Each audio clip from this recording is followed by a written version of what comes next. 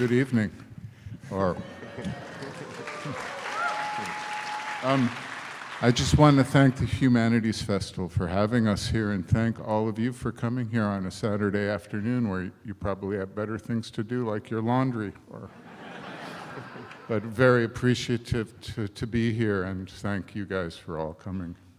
Yes, thank you. And just to get my nerves out of the way, sometimes I immediately start thinking backwards. So thank you backwards is Uoikenach, and stage is Egats, and festival is Lavitsef. And now we'll begin the Noitez Revnach, which is conversation. I was born in Norca, that's Akron. So Midge, I mean Jim, no. So we have behind us your collages, streaming, as it were, and as a way to kick us off, I thought I'd ask you, and I so enjoyed the book, about your process, because they're taken from newspapers, but maybe you could walk us through how you go about making these, and then it'll lead perhaps into a more open discussion about filmmaking and music. Well, I just started making these little, very minimal collages quite a few years ago, mostly as a kind of quiet time to myself and a way to, I don't know, just sort of calm down a little bit. And they're very small. I only use newsprint. When I was very young, I got a microscope for my birthday once as a kid, and the first thing I looked at was newspaper, the paper. And it was this jungle of fibers and mass, and ever since then I'm very interested in kind of the fragility of newsprint. So I love working with newspaper. It is very delicate, but and it's also interesting that it's almost obsolete now since I've been making these collages. So I never use magazine stock or anything. It has to be newsprint. I don't know why, and I have a little case of tools. I cut things with pens that have run out of ink. I have tweezers, glue, different stock to put the cards to mount the collages on. So it's a kind of ridiculous little process, and it's very, very minimal because it's the most basic form of reappropriation of imagery and sort of reorganization of information on the most limited level. And that's been always something interesting and inspiring to me from the Surrealists and the Dadaists and many, many artists, from Joseph Cornell to Richard Prince. The idea of reappropriating things runs through everything that almost everyone creates, really. That's another subject about how I don't really believe in originality. But anyway, the collages are something I started making just to amuse myself. And then during the pandemic, my colleague Arielle de Saint-Phal, who works for me, she was like encouraging me to do a book of them, and consequently we had a show at Fuentes Gallery in New York. So anyway, I'm not here to talk about or promote my book. It's not a big seller, but it's something, I think it's fun. The book's kind of fun and a little dark, and it incorporates my aesthetic in a kind of reduced level in a lot of ways. So that's the short answer, I'm sorry. So one more question about the process. So do you cut out the images when you're reading the paper, or do you have a stack of papers and then you sit down and you go through and you're like, I like that image, I like that image, and then at another time, do you then begin to pair them? Is that how it works, or? Yes, most of my stuff is like head replacement. Like there's some beautiful John Baldessari things where he just put colored circles over heads that I love. So it started when I would be reading newspapers and then get images that interested me that I would save. But then it just became stacks of papers, so I'm not even reading them. I'm looking at the images.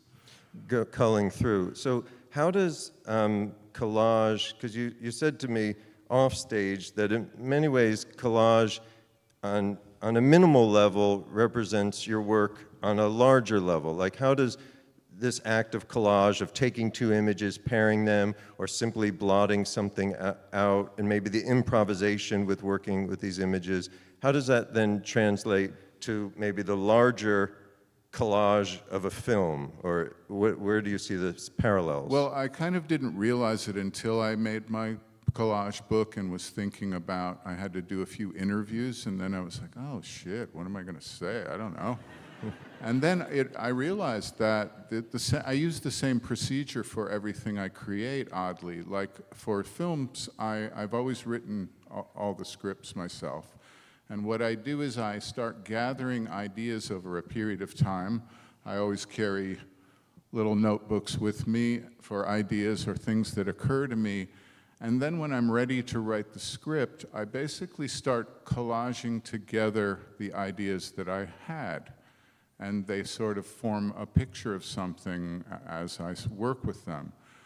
It's the same thing when shooting a film for me, and this isn't true for every filmmaker, but for me, the shooting process is really just gathering material from which we will edit the film, because films are really made in the editing room, from the material that you gathered. So that becomes a very similar process where I'm gathering things to then have them kind of tell me what they want to be, in a way.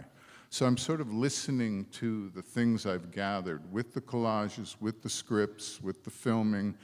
And then I realized I make a lot of music, and mostly my procedure is to gather tracks, music on my own, and then work with my collaborators or throw them back and forth. So even I've made a lot of music in the last few years, especially since the pandemic and before, and it's often that procedure of almost collaging things together like that. So it runs through everything I do, so these are very kind of important to me as a kind of minimal reduction of how I tend to create things. Yeah, well, it sounds like the editing process is similar to, so you have all your different takes and perhaps different angles, so that in the editing room you might have options, I imagine, or you might, and so then you sort of piece those together. So it does feel like on a larger level, when you're putting a movie together, it's like you cutting out these images from the newspaper, but it's from your month or 2 months of shooting. You then piece it together. I'm just sort of repeating what you said. It's not really a question, but... No, but it's important because I learned early on that you have to let the thing you're making tell you what it wants to be, for me, and not bludgeon it into something that you pre-existingly created, like Alfred Hitchcock was a master of a very formulaic approach to filmmaking. And so he had everything figured out in advance. He said the filming process was boring to him. I'm the opposite. It's exciting because I'm gathering things. So I learned very early on. I remember we made a film we shot it in 1988, I think, Mystery Train in Memphis. And in the editing room, I had a shot that the producer, Rudd Simmons, our line producer, said to me, look, you have to make a choice. We're going to lose a day of shooting, or we can do this crane shot with the train that you want. And I said, oh man, okay, let me sleep on it. And then the next day I said, I want to do the crane shot. So then in the editing room, the film did not want the crane shot. And I was like, damn it, you've got to have that shot. I gave up a day of filming. I lost $20,000 to do this shot. And the film's like, yeah, we'll take it out and I'll show you. I take it out, the film's happy. I put it back, the film doesn't want it, So I was like, damn you, film. So I realized the film, it's a kind of Zen thing in a way where, I learned that I have to listen to the elements I've gathered, and I have to respect what they tell me. And it's a very intuitive thing. I'm not analytical. I'm not an analytical person. Don't ask me what anything I've ever done means. I have no idea. I don't even want to know, As Bob Dylan always says, and then that's not my job, man, So I try to respect the thing I'm making as a process, and So it does align with this is the minimal form of it. But I imagine the fans here like, oh, they probably like, I want to see that crane shot. And I suddenly had this thought, again, using collage as a leaping off point. Have you ever considered going through all the stuff, as they say, on the cutting room floor and putting together some kind of mad movie of I came to mind of that Faulkner line. I think it was Faulkner that said, "Kill your darling." So you had to kill that crane shot. And I know that with writing prose, that sometimes if I'm being too clever or I'm really got to somehow get some sort of phrase in there, oh, you know what, I got to take that out. And I could spend 2 weeks, though, just trying to manipulate to get this thing, and then I realized in a sort of Buddhist sense, I'm too attached to it. I need to cut it out. But anyway, what about this notion of taking like the crane shot and all these other fragments? No, I see. I don't watch my films once they've been shown to a paying audience, not at a film festival, and after that, I never see them again because there's nothing I can learn from them. So I've never been interested. I mean, I've gathered outtakes for, DVD release, etc. The only time I had hilarious outtakes. I got to work on a film, Dead Man, that we made with Robert Mitchum, his last film, and there were so many hilarious things he'd say between takes, and I wanted to put them in a little reel, but I asked his wife, and she said no. So I didn't put them in. I mean, I'll give you an example. Like there was one scene where he's leaning over a desk or he's standing upright, and I kept changing the lenses, and he got confused. So he said, "Well, goddamn it, Jim, and am I in receiving position here, or am I fully erect?" And I said, "You're fully erect." He said, "Damn right I am." So. There were a lot of little things he did like that were so funny, but I had to respect his wife, and so I don't. That was just because it was Robert Mitchum. I mean, come on. But otherwise, the things that hit the floor are there for the floor. Yeah, I guess that's where they were meant to be. Just you were talking about music, and in your process, does music, like in the same way when you jot things down in your notebook, and then later that makes it into the script, and then later that you shoot it. Does music ever come first? Like you think of a song, or you hear a song, and you're like, oh, I want to create a scene to go with that? Or is music maybe the last element? No, I make a guide mixtape kind of thing every time I'm writing a script, and often it becomes like, when I was writing Ghost Dog, I went out and I got all the Wu-Tang DJ vinyl that had the instrumental tracks on the B-side. So I would make, tapes or CD, whatever, of just those Wu-Tang, really RZA's instrumental tracks. And while I wrote, I listened to that. Or I took Neil Young and Crazy Horse, I would edit things together, especially instrumental sequences, parts of certain songs off Zuma and other records, and I'd make a tape of that, and I'd write to that, So it became something that then, in the end, I'm looking for that music in a way. So I often have the music as a kind of guide for me, very often. So it sounds like rhythm is a guide, in a sense, and it's more atmospheric, though, for me than rhythm. Okay. Because my rhythm's so damn slow. That, you might miss it. It might just drift away. Was there rhythm in that? I don't know. Well, okay, so then if it's not rhythm, it's But rhythm is very important. Editing is music. Editing is rhythmic. So I'm being facetious, as is my nature. Well, no, it's good because the audience laughed, which is dekual backwards, just to throw in some backwards. But Dyslexia lures. Oh, wait. Yeah, does that work? That came about because I used to play Scrabble with my great aunt, and she would take so long between turns. I was 15, and my mind would begin to destroy itself like acid. I'm like, just make a word already. So one day I thought to myself, I wonder how you say backwards, and I immediately said Sadralkakab. Anyway, that was during Scrabble. But my point is, again, this is a language thing, so it's not totally silly that I'm doing that, but you're very influenced by poetry. So that's why I was thinking with poetry, music, rhythm, the cadence of poetry. How does poetry influence your art making? Well, I write poetry, and it's also a similar approach. For example, the notebook of my poems right now, the first few pages are only titles of poems that I haven't written yet. So I have some starting thing, you know? And poetry is abstraction of logic in a way, of syntax sometimes. You know, poetry's about what you remove as well as what's there. So that I love that kind of abstraction and that use of language. And somebody said, what was the quote about, you know, you can understand poetry without knowing what it means somehow, you know? I think E.E. Cummings, someone said that, which is kind of true because you get to the point of it being abstracted. And I love that so much. I love the spaces in between things. I'm sort of obsessed with them. Some films I made are even structured that way. Like I made a film called Night on Earth that is 5 taxi rides at night.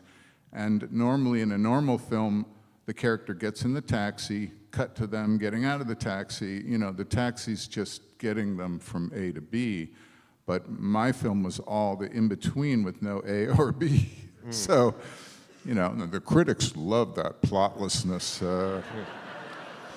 Yikes. But anyway, so I do like those things in between. I made a film called Coffee and Cigarettes, which are sort of the moments between your daily life when you're taking a kind of break to use these legal drugs. So I really like those things in between, the kind of Miles Davis thing of what you don't play can be very the strength sometimes. Yeah, that's a beautiful concept of what you're describing, of like just how you describe knowing what a poem means, even if the words themselves aren't explicit. It's almost like a Rorschach blot of emotion or meaning. And so you're very influenced by poetry. You're in your filmmaking. Well, some poetry. I mean, there's a lot of poetry I don't like, just like a lot of popular music I don't like. But I don't know. But poetry, I have to go back because I have to say my aesthetic godfathers are what we call the New York School of Poets, and I studied with Kenneth Koch and David Shapiro. I'm close friends with Ron Padgett, and the New York School, which included, of course, John Ashbery, Frank O'Hara, James Schuyler, Joe Brainerd, are my guides because they all did other things, like made art or wrote other things, and their poems show a deep love for precedents, for poets that came before them. The end of one Frank O'Hara poem is, "My heart is in my pocket. It is poems by Pierre Reverdy." Or, and they always have funny stuff in there. Like there's a title of a Ron Poet poem which is called "Firemen Chop Their Way Through Shed." And so the New York School always encouraged, like, don't take yourself too seriously. Write every poem as though you're writing it to one other person. Don't write to the whole world like you know something, Just something you want to say to one person. Frank O'Hara wrote an essay called Personism about making the poem to one other person, and I think I do that with my films, which is why they're such blockbusters. I think more than one person loves them. No, I mean, look, literally dozens of people around the world have seen my films, and some like them, so can't complain. I'm not complaining. So I do need money, though. So the New York School of Poets are an influence, and you've talked about appropriation, and obviously with your films, you're creating images or painterly images or cinematic images. Who are your influences that maybe you're in dialogue with when you make films? Or, I mean, each film might be different, but who are some of the people that that inspired you to want to make things, at least cinematically? Well, I'm a cinephile. I try to watch 2 films a day if I can. I'm an addict, so that's an impossible, just in film history, that's impossible for me to answer, It's too big of an ocean. But I discovered something last week I got to turn you on to. I don't know if you know F.W. Murnau's films, of course, Nosferatu, Sunrise. He wrote in 1928, he wrote for Collier's magazine a prediction about the future of films and what they would be. And this is before there were even sound films. It is so beautiful. It is fantastic. He starts by saying, in the future, the characters in films won't just be glamorous people. They will have people that are like real people, and he did this with Janet Gaynor in Sunrise. He made her look not glamorous, and he got a lot of shit for it too, why did you make her look so ugly? Or, but he says beautiful, beautiful things, and I never knew this essay that he wrote existed, but if you have a chance, look it up. It's really great. I feel like you might not like this question, but just since you mentioned that, and Murnau looking into the future, where do you see the future of filmmaking going in cinema? I don't look into the future. It's too scary to me. Okay. I'm just trying to be here now, and that's hard enough, So I don't really know. I have to say, I had a really good thing going many years ago when I started, on the business side, where I would get people to, put up money up front for the films, like distributors, and then once they'd put up the money, I'd make the film, my own production, and then once they got their money back, we shared everything. If you tried to even propose this to the present corporate film financing system, they would laugh you out of the room, So it's gotten very strange and unpleasant, and it's sort of like kiss the corporate ring kind of thing. And it's particularly, I'm like a bad boy to them because I have to have final cut. You can't tell me who to cast. You can give me notes, but I do not have to do any of them. So they're not big fans of my procedure. Because I have to do it my way. I don't want to do it. I'm not trying to get a swimming pool in Beverly Hills, It's not my thing. Nothing against that, but... It sounds like a beautiful model, what you described, so simple. Just invest in me, take a leap of faith, but we'll make that back, you'll make that back, and then we'll split it. It seems so simple, but everything gets complicated. But speaking of, again, appropriation or heroes, we were sort of talking backstage a little bit about genre, because you've worked in the frame of a Western, in the frame of a zombie film, in the frame of vampire film, samurai. What is your response to working with genre, and how does that influence you? Well, like you, I'm a big crime fiction fan. I'm a big fan of crime films and stuff. Really, since I was a teenager, I just love the dark underworld of criminals and this kind of amorality, and so that was the first genre that I really became kind of obsessed with. And then I started really loving the idea of genres as a frame which you could then just kind of scribble your own shit inside of, So I love, the Western frame is really very interesting. It's very American. Of course, there are, Italian and European Westerns. But it's a real, the Western is a very interesting form to me, very, very American, as is the crime genre, really. And then I love all kinds of films. So I like martial arts films, I like comedies. I love almost any kind of films, except I don't like musicals. I like the very early Busby Berkeley musicals, but I realized recently that it was a kind of erotic thing, because No, really, if you see films for the Busby Berkeley ones from 1932, the fact that what the girls are wearing is more obscene than if they were naked, to me. I don't know why. It's just, anyway, that's a diversion, sorry. But I don't like musicals. I don't like, I don't like that kind of music either. I can't listen to that stuff.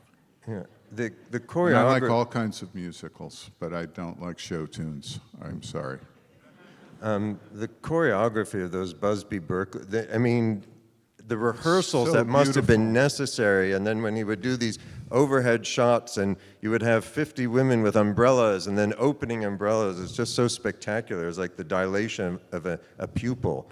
Yeah, and I didn't mean a crass thing about them being erotic, but they are kind of erotic in that way too, this kind of beautiful choreography of imagery using physical bodies. It's something I find really very beautiful. So It must have been incredible, like gathering all those hundreds of extras he would use and get the timing. That would make for an interesting documentary perhaps. But another question, and soon we'll open it up to the audience. You had said like that one time, and I hope you don't mind me sharing this, that like you overheard Neil Young and Tom Waits talking about where songs come from. And this was like a great conversation to overhear. And you talk about your notebook and sort of going back to the collage. Where do you feel your impulses come from? Is it possible to say? no, I think it's mysterious, and again, I protect it by remaining intuitive and not trying to figure out where things come from. They just seem to come when they choose. Mm-hmm. And you don't always know. That's why I keep the notebook, or now it's nice to have voice memo. I used to carry those little cassette recorders. Mm-hmm. So I just try to keep track of them because they're very elusive and very mysterious, and I have no idea where they come from. When Neil and Tom were talking, Tom had the metaphor of waiting for a rabbit to come out of a hole. And even if it does come out, you may not catch the thing because it's very fast and clever, And Neil's one of his was about fishing and waiting, and then there are no fish that day. And then another day, there's so many fish, you can't get them all, So it's a very mysterious procedure, I think. Yeah, I find with writing, and especially maybe endings, well, it's kind of like, it's a sort of dream state, and where suddenly the ending does present itself, which can be a beautiful moment. And just speaking of dream states and the creative act, because you said you loved the filming, like whereas Hitchcock felt the filming part was boring because he, had maybe all his shots set up in advance, and it was just like, okay, now we're going to do this, but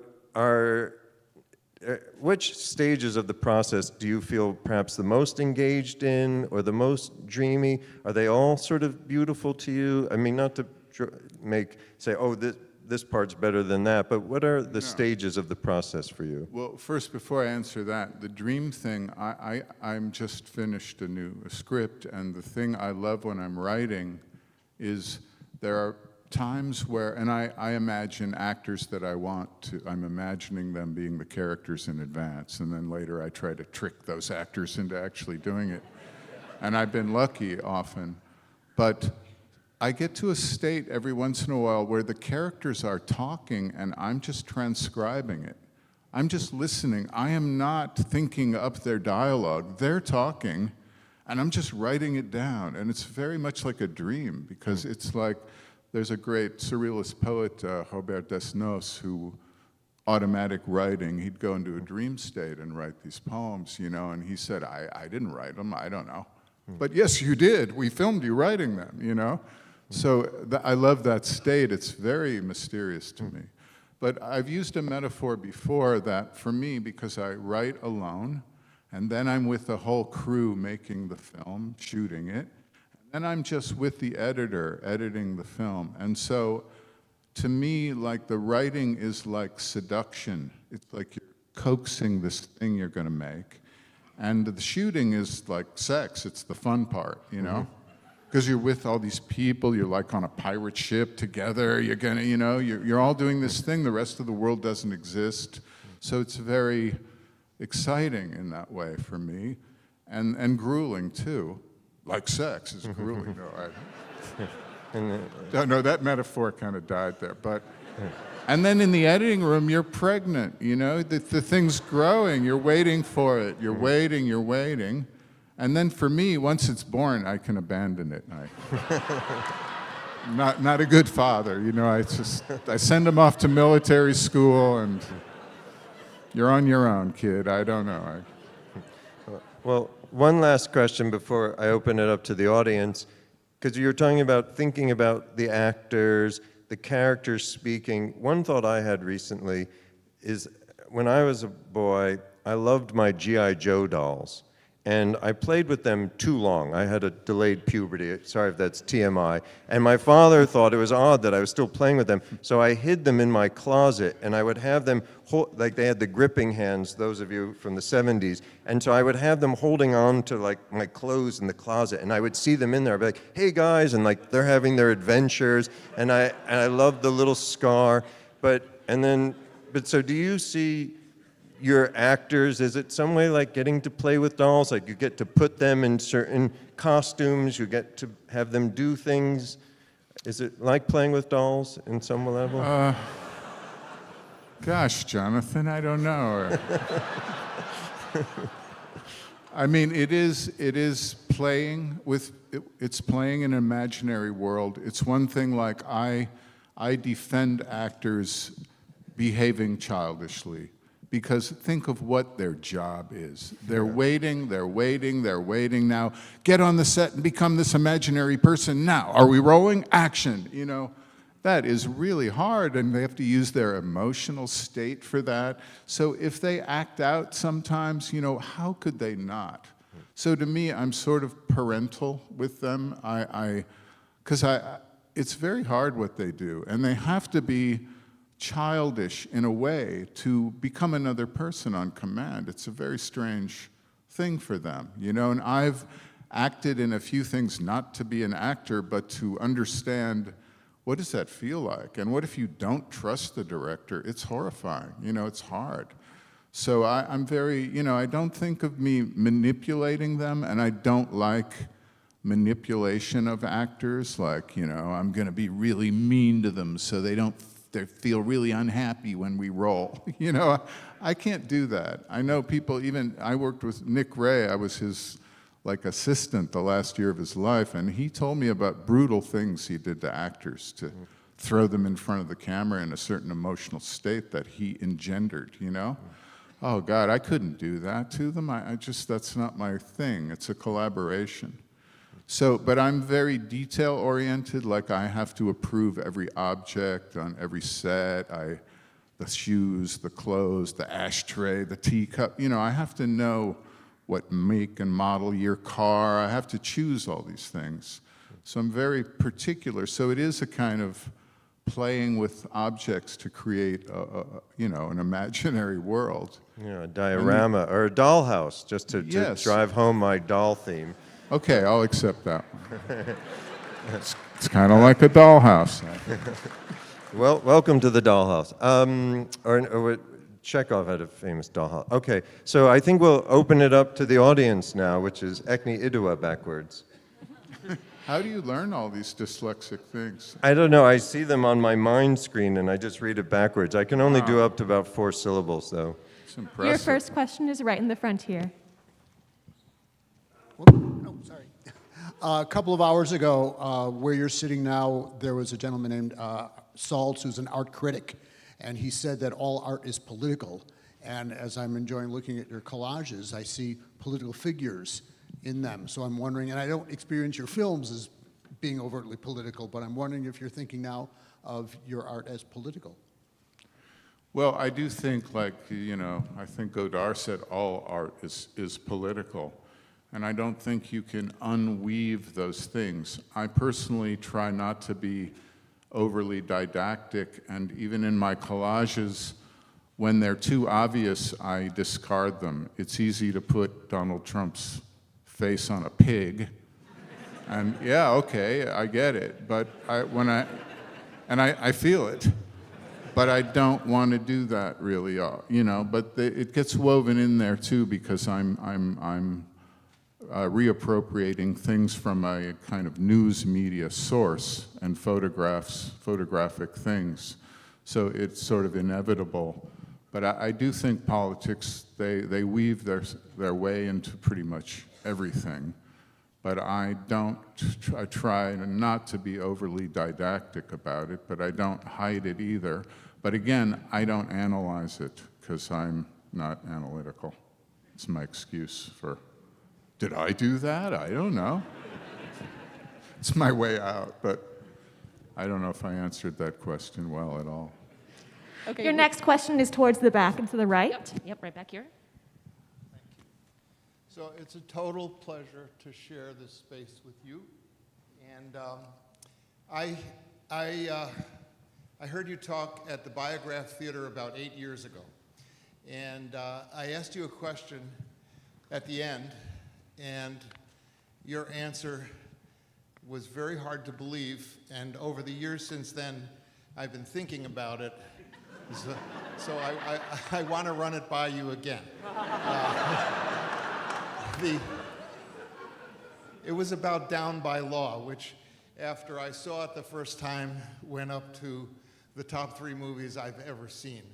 And I have a history in New Orleans. I have a family that lived there for quite a number of years, and it's a very complex place and a very nuanced place with very strong personality. So I asked you about, and you captured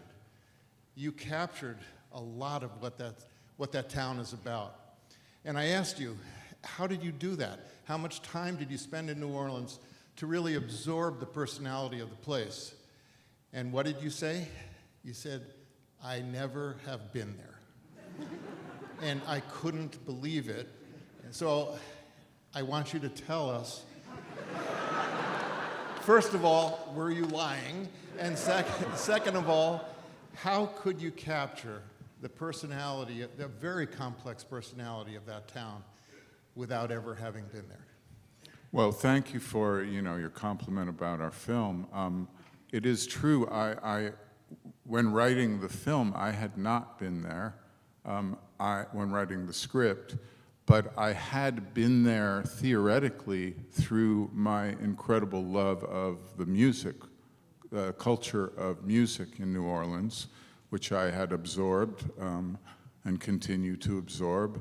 And as you know, loving New Orleans, the music is also entwined with the slang, the way people move, the food, the smells, the architecture, the colors, the temperature. It's all intertwined, and New Orleans is really such a remarkable particular place. So I had a really strong feeling of it having never been there. So then getting my film financed and getting to go there and start to prepare and look for locations was really, I was just going crazy, absorbing everything I could, every neighborhood, So yeah, I don't know, but I had not been there, and the same thing was true of our film Mystery Train. I had never been to Memphis when I wrote the script. But again, I had been there in a way because starting first with the music. So I'm sticking to the same answer.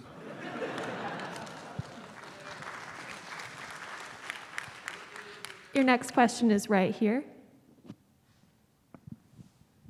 Hi there. First, I want to say my husband also speaks backwards. Like, we ate a zip, drank Reeb, drank some Inu for lunch, and really seeing you guys do that was affirming my life with this choice of man. So thank you. Second of all, I want to say Night on Earth was such a formative film for me as like a an early adult. Like, I saw it and I said, this is what film could be. So I wanted to thank you for that. My question is, you mentioned writing with actors in mind. And I do the same. When I'm writing or thinking, I'm thinking of music and actors and people in mind. Is there a scene or an actor or a role that you wrote with somebody in mind that was cast differently that actually elevated what you initially wanted in that person? Wow, I'm imagine there is, but I can't think of it because once it becomes what we're actually filming and have done, I think my memory site wants to erase, any precedent. So I can't really answer that. Anyway, I kind of wouldn't want to because then you'd have to know, well, why didn't you work with them? Or, That's a good one, yeah. It's better than because they're an asshole, Your I'm next glad question. your marriage was affirmed. That's a good feeling. So, See, we did something today, Jonathan. We accomplished something, thank you. Your next question is all the way against the wall over there. Hi. I just want to say, I know other people have said it, but it is an incredible honor to be in the same room hearing you talk. I think you're such a fascinating artist. You've been a huge influence on a lot I've done. And my question has to do with your movie Patterson. I feel like that was a movie that really picked me up at a dark time in my life. That was a very deeply personal film to me, so I consider it an all-time favorite for that reason.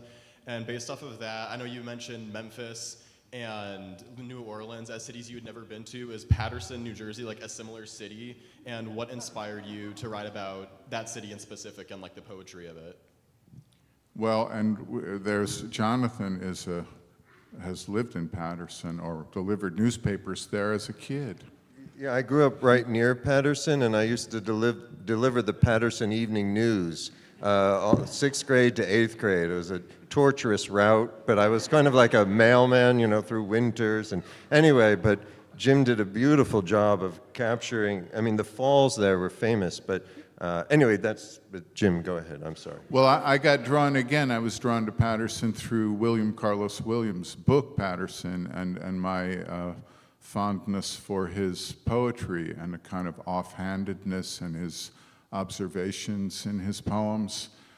Again, not being pretentious or broadcasting something to the world, but they seemed kind of intimate and beautiful. And so then I went to Patterson many years ago because of William Carlos Williams. Then I was very interested in the whole history. Patterson has a fascinating history of industry and stuff there. And then I carried my notes from Patterson, believe it or not, around for over 20 years before I made the film.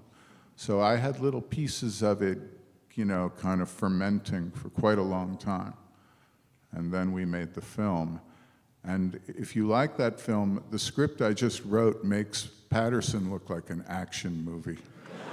So I'm not quite sure about it yet. How cool is it that Lou Costello and Allen Ginsberg, that they both came from Patterson? I mean, that's like a great, juxtaposition. Yeah. Your next question is right here.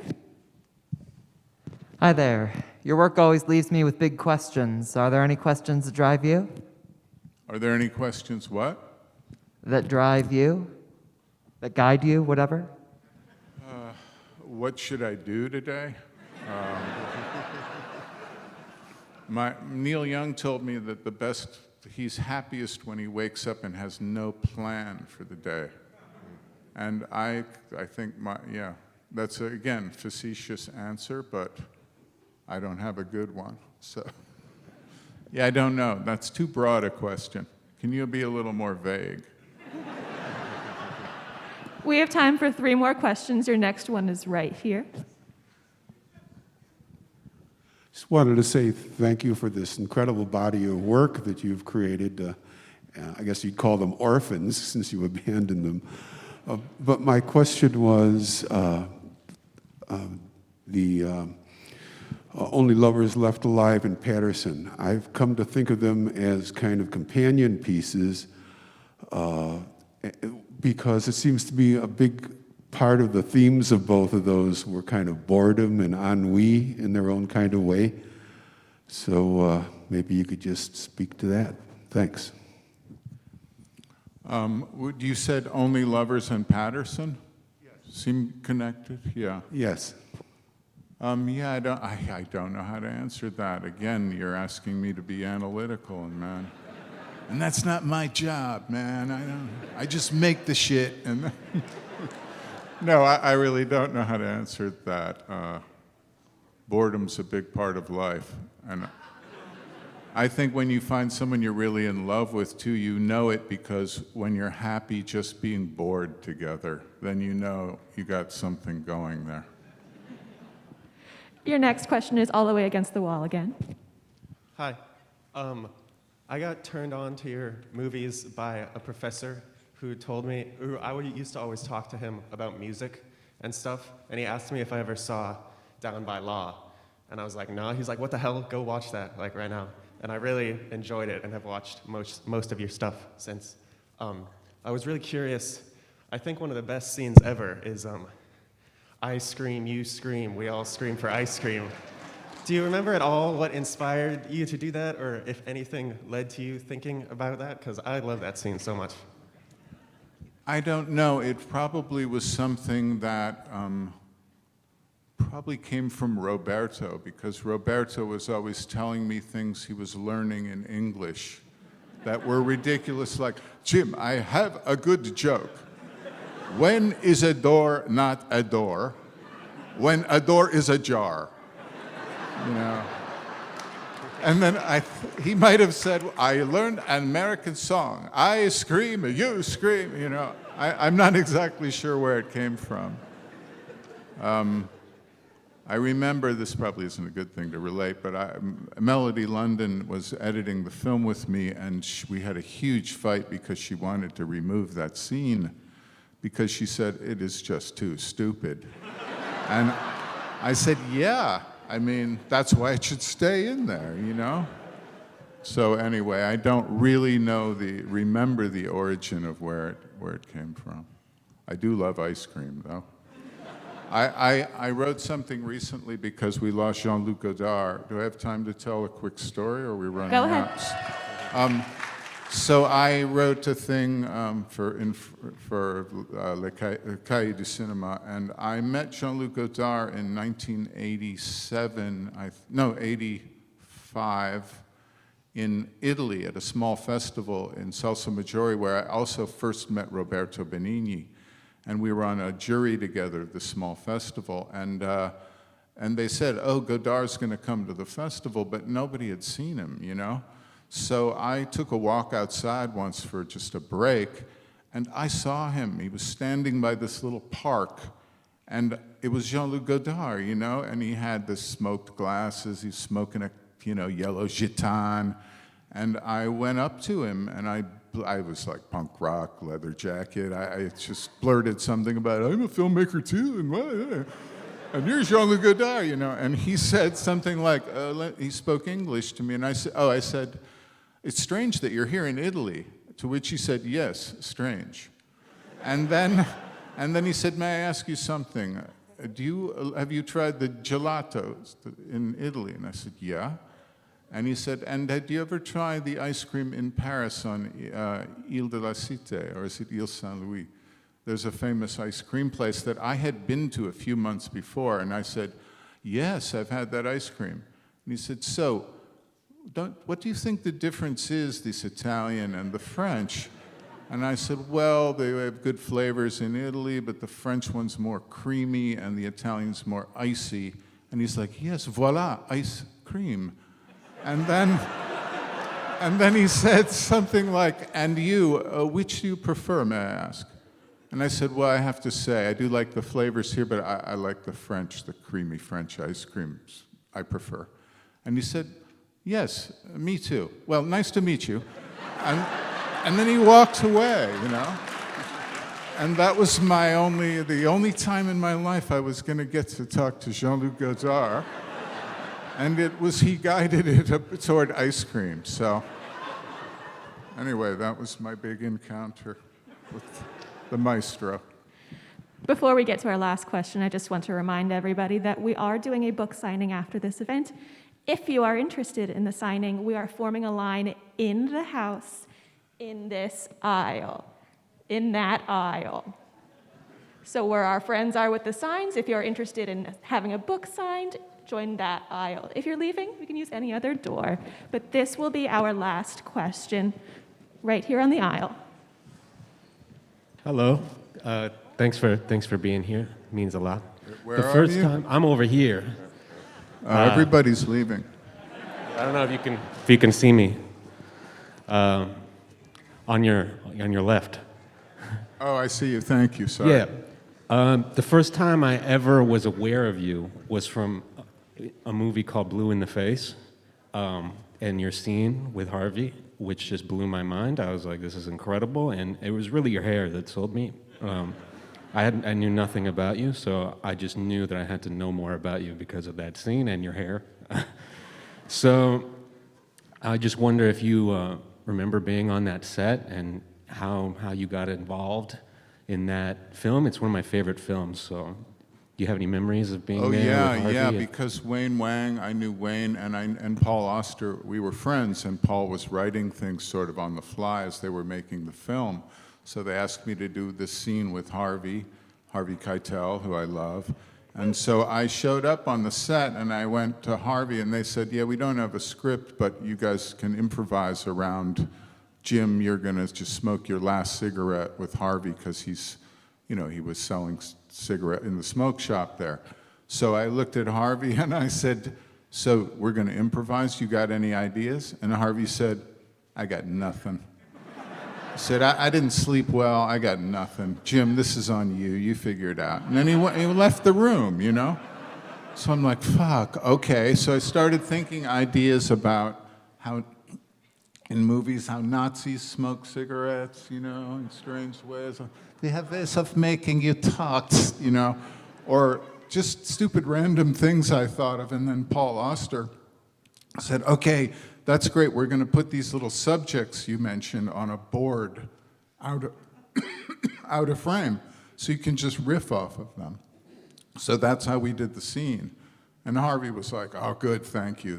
That worked fine. I didn't have to think up anything, But it was an honor to be on the set because of Wayne and Paul, and of course, Harvey Keitel, who just was fantastic, So it was great. I had fun. We shot it in one afternoon, I think. So I can't remember the other subjects. I remember the idea that in movies, when they run out of ammunition, they throw the gun away. I always found that weird. Like, can't you reload? Or, this shit's expensive. You just throw the thing away. But I had a little series of things like that that Paul liked, so he said I could use them.